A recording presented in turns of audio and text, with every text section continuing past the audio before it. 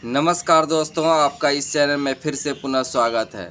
दोस्तों, अक्सर यह देखा जाता है कि राज्य में जिसकी सरकारें होती हैं और उन्हीं पार्टी का अगर राज्यपाल होता है तो दोनों का कॉम्बिनेशन अच्छा चलता है। लेकिन प्रदेश में सरकार किसी और पार्टी की हो और राज्यपाल जो केंद्र सरकार के द्वारा हमेशा संचालित होते हैं, अगर उनकी पार्टी का ना हो तो अक्सर विरोध होते रहता है।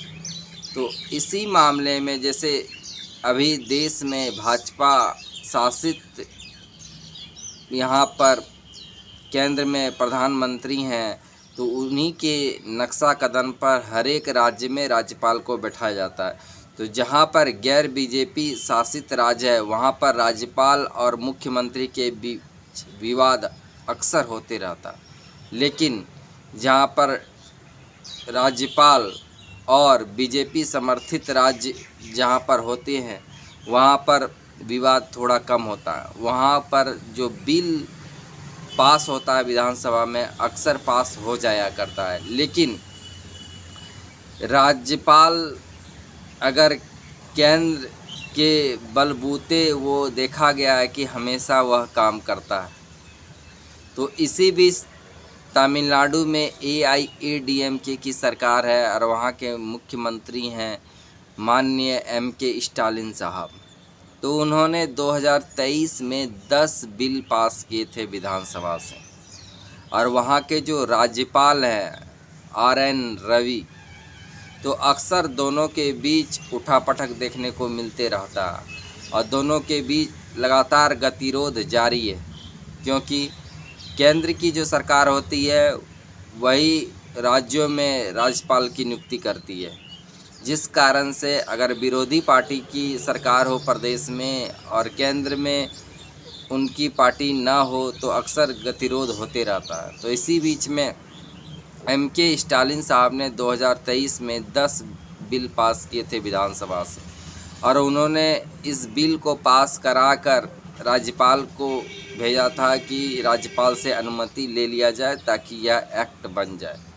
लेकिन 2023 में जब इस बिल को भेजा गया तो राज्यपाल साहब ने इस बिल को न मंजूरी दिया न इनको वापस किया, बल्कि इनको अपने पास सुरक्षित कर लिया। और बाद में सुरक्षित करने के बाद इन्होंने पुनर्याचिका के लिए राष्ट्रपति के पास भेज दिया, वो उनका अधिकार था। लेकिन इसमें कोई तय सीमा नहीं है कि कब तक इस बिल को राज्यपाल अपने पास रख सकती है। तो इसको लेकर स्टालिन साहब बहुत ही चिंतित थे। उन्होंने सुप्रीम कोर्ट का दरवाज़ा खटखटाया तो सुप्रीम कोर्ट ने क्लियर कहा कि राष्ट्रपति या राज्यपाल अधिक दिन तक बिल को नहीं रख सकते हैं। ये बहुत बड़ा ऐतिहासिक फैसला सुनाया है कि आप बिल को अधिक दिन तक नहीं रोक सकते हैं। उन्होंने राष्ट्रपति को भी बताया कि आप कम से कम 3 महीने तक बिल को रोक सकते हैं। उन्होंने अल्टीमेटम दिया है कि 3 महीने तक आप बिल को रोक सकते हैं। अगर आप 3 महीने तक बिल को रोके हैं तो क्या कारण है, उस कारण को भी बताना पड़ेगा। और राज्यपाल को उन्होंने अल्टीमेटम दिया कि 1 महीने के अंदर आप बिल को पास करके भेजें, अन्यथा 1 महीने तक अगर आप रखें तो उसका भी कारण बताएंगे क्यों नहीं उस बिल को आप पास की। जब राज्य सरकारें जो डेमोक्रेसी के द्वारा चुनी जाती है तो उनका सर्वाधिक अधिकार होता है। इस अधिकार को आप हल्के में नहीं ले सकते हैं, इसलिए इस बिल को आप पास करना होगा। जो राज्य उचित होगा संविधान की दृष्टि से या न्यायोचित होगा तो आप इसको बिल को पास करना ही होगा, आप रोक नहीं सकते। तो सुप्रीम कोर्ट ने टाइमलाइन दे दिया कि राष्ट्रपति के पास 3 महीना तक आप बिल को रख सकते हैं और राज्यपाल के पास 1 महीना तक आप बिल को रख सकते हैं। अगर कोई राज्य सरकार कोई बिल को विधानसभा से पास करके भेजती है और राज्यपाल इस बिल को पुनर्याचिका के लिए रख सकती है और फिर फाइल को अगर लौटा देती है, अगर पुनः दोबारा राज्य विधानसभा से इस बिल को पास करके राज्यपाल पास भेजा जाता तो राज्यपाल तत्परतापूर्वक इसको देखते हुए इस बिल को पास कर देना चाहिए। ये सुप्रीम कोर्ट ने कहा है। राष्ट्रपति और राज्यपाल पर कड़ी टिप्पणी की है। उन्होंने राज्यपाल को कहा है कि राज्यपाल पूरी तरह से राज्य के साथ साथ चलना चाहिए और राज्य के हित में कदम उठाना चाहिए। बिल को बेवजह फंसाकर नहीं रखना चाहिए जिससे राज्य में हानि का सामना करना पड़े। वो बिल को अधिक दिनों तक नहीं रख सकते। अगर बिल को रखे भी हैं तो उसको कारण बताना होगा। कारण बताओ नोटिस उन्हें देना ही पड़ेगा। इन्होंने सुप्रीम कोर्ट ने राज्यपाल और राष्ट्रपति दोनों को ही सख्त टिप्पणी दी है, क्योंकि अक्सर देखा गया है कि जहां पर राज्यपाल और मुख्यमंत्री के बीच आपसी तालमेल नहीं बैठता है तो वहां पर गतिरोध हर समय हुआ करता है। हमने देखा कि पश्चिम बंगाल में टीएमसी की सरकार है और वहाँ के राज्यपाल जो केंद्र द्वारा मनोनीत होते हैं तो वहाँ पर भी अक्सर गतिरोध होते रहता है। तो वहाँ पर भी बहुत सारे बिल अभी तक पेंडिंग पड़े हैं, लगभग 23 बिल पेंडिंग पड़े हैं। पंजाब में भी यही मामला है। तो झारखंड में अगर बात करें, झारखंड में भी यही मामला।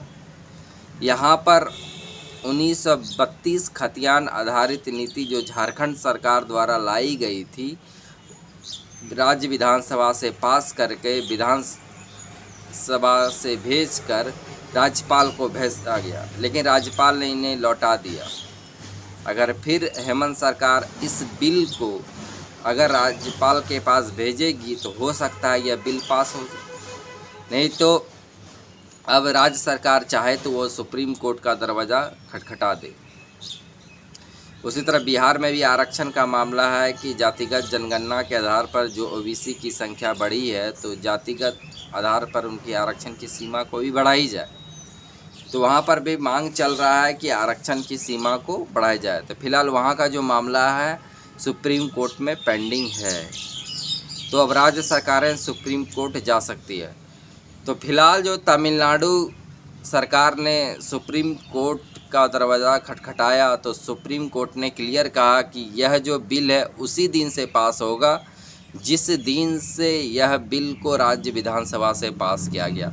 अब उस दिन से ही यह बिल लागू हो जाएगा। तो 2023 और अभी चल रहा है 2025 तक, लगभग 2 साल पहले से ही यह बिल माना जाएगा। कानूनी रूप से और कागजी रूप से यह बिल उस दिन से ही लागू किया जाएगा।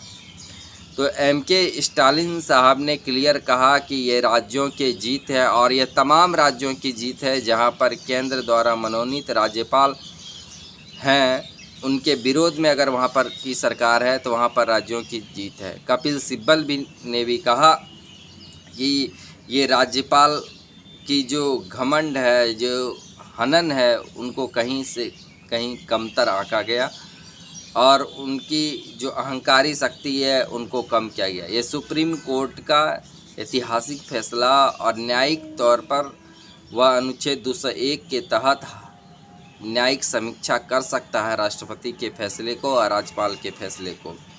तो क्लियर रूप से अब सुप्रीम कोर्ट ने क्लियर कर दिया कि अगर कोई बिल अगर विधानसभा से पास हो जाता तो राज्यपाल उससे रोकते हैं या राष्ट्रपति द्वारा उसे रोका जाता है तो यह बिल को सुप्रीम कोर्ट में चुनौती दिया जा सकता है। सुप्रीम कोर्ट से लड़कर इस बिल को कानूनी रूप से लागू किया जा सकता है। तो बिल बिना राष्ट्रपति और बिना राज्यपाल के मंजूरी से यह बिल पास हो गया और यह एक्ट बन गया तमिलनाडु में भी।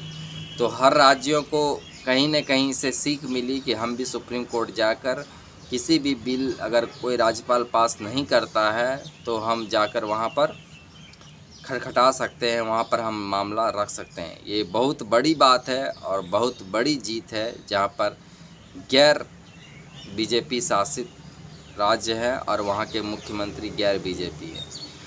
तो फिलहाल इस चर्चा को हम यहीं पर विराम देंगे। अगर यह चर्चा आपको अच्छी लगी तो ज़रूर आप वीडियो को लाइक कीजिएगा, दोस्तों के बीच चैनल को सब्सक्राइब भी कीजिएगा और इस व्यूज़ की संख्या को आप बढ़ाएंगे। और सुप्रीम कोर्ट के इस फैसले पर आपकी क्या राय है ज़रूर कमेंट बॉक्स में अपना कमेंट ज़रूर करेंगे। फ़िलहाल अपनी वाणी को हम यहीं पर विराम देंगे और आगे कुछ नए चर्चा के साथ आपके साथ फिर पुनः जुड़ेंगे। तब तक के लिए धन्यवाद, नमस्कार, शुक्रिया।